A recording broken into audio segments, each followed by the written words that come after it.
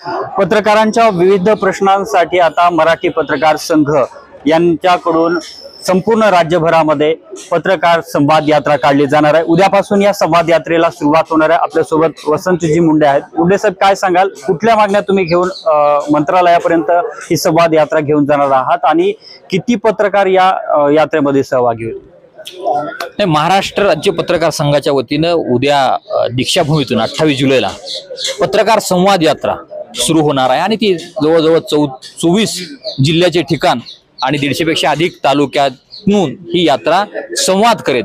ही 20 तारखेला मुंबईमध्ये जाईल मंत्रालयामध्ये आणि सरकारसमोर आपल्या मागण्या मांडणार आहे। ही यात्रा सरकारसमोर मागण्या मांडण्यासाठी आणि पत्रकारांना ऐकण्यासाठी हीची संधी आहे। कारण संवाद ही मूलभूत प्रक्रिया आहे जी वैयक्तिक पातळीवर आणि संस्थात्मक पातळीवर परिवर्तन करते आणि पत्रकारांचे प्रश्न कोरोनानंतर विशेषतः जे पत्रकारांचे प्रश्न निर्माण झालेले आहेत, वर्तमानपत्रांचे प्रश्न निर्माण झाले आहेत, या प्रश्न सरकारसमोर प्रभावीपणे जावेत यासाठी ही संवाद यात्रा आहे। या संवाद यात्रेतनं वर्तमानपत्र ही जे लोकशाहीचा चौथा पिलर म्हणून आपण म्हणतो तो जितका अधिक सक्षम असेल त्या देशातली लोकशाही, त्या देशातली व्यवस्था अधिक सक्षम राहील यासाठी समाजातल्या विविध घटकांना यामध्ये आपण सामील करून घेतोय। कारण पत्रकार हा सातत्याने समाजाचे प्रश्न मांडतो, वेगवेगळ्या घटकांचे प्रश्न मांडतो, पण पत्रकार या घटकाचे सुद्धा काही प्रश्न आहेत ते निर्माण झालेत काळाच्या ओघामध्ये, तर ते प्रश्न सोडवण्यासाठी समाजातल्या विविध घटकांनी पाठिंबा द्यावा यासाठी संवाद सुरू आहे।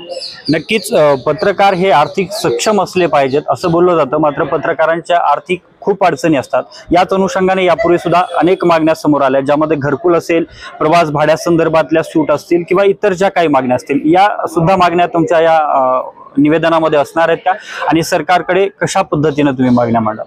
नाही, ह्या मागण्याच आहेत।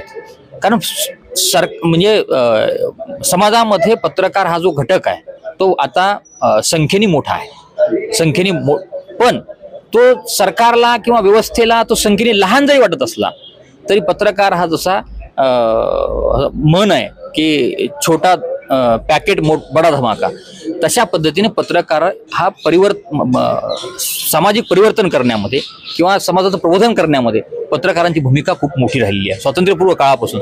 आणि म्हणून पत्रकार जितका सक्षम असेल तितका तो त्या व्यवस्थेच्या बाबतीमध्ये त्या ठिकाणच्या लोकांचे प्रश्न, समाजाचे प्रश्न मांडण्यासाठी तो सक्षम राहू शकतो। आणि यासाठी सरकारकडे आम्ही पत्रकारांसाठी स्वतंत्र आर्थिक विकास महामंडळ असावं। सरकारने सगळ्या घटकांना आर्थिक विकास महामंडळ दिले, हे आर्थिक विकास महामंडळ असलं पाहिजे आणि त्यातनं पत्रकारांना रिलीज दिली पाहिजे। पत्रकारांचे मूलभूत प्रश्न आहेत। पत्रकार सुद्धा एक व्यक्ती आहे, त्याला सुद्धा कुटुंब आहे, त्याला सुद्धा काही जबाबदाऱ्या आहेत, याची जाणीव सरकारला व्हावी आणि सरकारने त्या दृष्टिकोनातून सरकार जसं वेगवेगळ्या घटकांसाठी योजना जाहीर करत आहे तशी पत्रकारांसाठी सुद्धा एखादी लाडकी योजना का असू नये अशा प्रकारचा सवाल पत्रकारांमधून आता विचारला चाललाय। आणि म्हणून सरकारने पत्रकारांसाठी सुद्धा एक योजना आणली पाहिजे। त्यामध्ये प्रामुख्याने पत्रकारांच्या घराचा विषय आहे।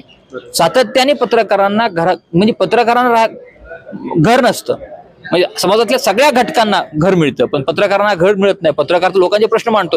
म्हणून आम्ही मुंबईच्या धर्तीवर, मुंबईत ज्या पद्धतीने म्हाडा अंतर्गत शासकीय जमीन म्हाडाला दिली आणि म्हाडा अंतर्गत ती योजना राबवली गेली, त्याच पद्धतीने त्याच धर्तीवर जिल्हा आणि तालुका पातळीवर म्हाडा अंतर्गत शासकीय जमीन म्हाडाला देऊन त्या अंतर्गत पत्रकारांसाठी स्वतंत्र घरकुल योजना राबवावी अशा प्रकारची त्यामध्ये आम्ही मागणी केलेली आहे। काय सांगाल, कसं नियोजन असेल आणि राज्यभरातील पत्रकारांना काय आवाहन कराल संघाच्या वतीने? राज्यभरातील पत्रकार संघाच्या सर्व पदाधिकारी या यंत्रणेमध्ये सहभागी झालेत आणि यशस्वीपणे ही यात्रा करण्यासाठी प्रत्येक जिल्ह्यातील जिल्हाध्यक्ष, तालुकाध्यक्ष, शहराध्यक्ष, महानगराध्यक्ष हे प्रयत्नशील आहेत। त्यांनी आपापल्या ठिकाणी आतापर्यंत शेकडो जे मान्यवर आहेत, हजारो लोकांपर्यंत ही संवाद यात्रा निघण्यापूर्वीच पोहोचलेली आहे आणि निश्चितच असा विश्वास आहे की ही संवाद यात्रा एक महाराष्ट्र सरकारची डोळे उघडे करेल आणि पत्रकारांच्या ज्या न्याय मागण्या आहेत त्या न्याय मागण्यांना निश्चितच न्याय मिळेल।